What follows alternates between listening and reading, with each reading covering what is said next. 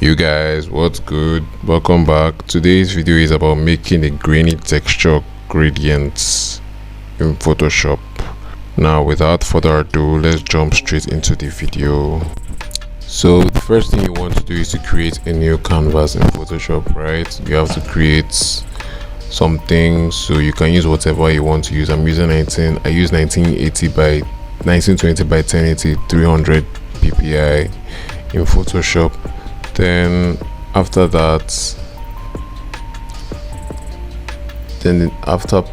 creating that, you put a black a black background, right? So then the next thing you want to do is create a gradient overlay above your background.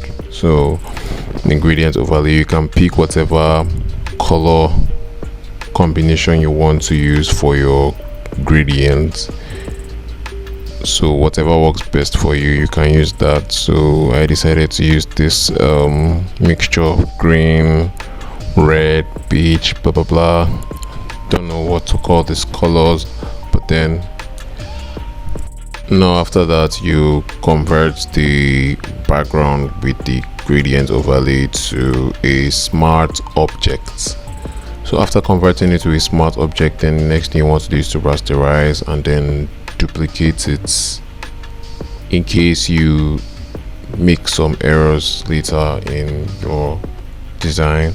And then the next thing you want to do is to create a new layer and then use black, like dark colors or something that would, create a contrast on its own to the color you've already selected earlier for the gradient, right? So you just use it to like place some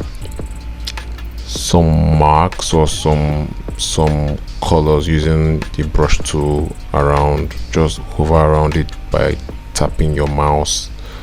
Then after creating the black thing around, just to make it have this kind of vignette effect. So next thing you want to do is to create a Gaussian blur with the first color gradient thing that you made earlier, if that makes sense. So after creating that, and then second thing you want to do is to make a gray color using 50% brightness,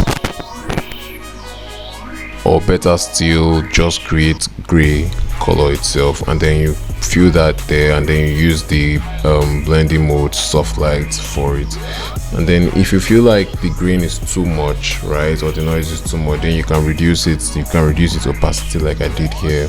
So after reducing the opacity, then the next thing you want to do is to create a text. If you feel like creating a text, but at this stage you're already done with the grainy texture, you can save it if you like, but to do some little design thing, you can just write some random text like I did here. I used the word run.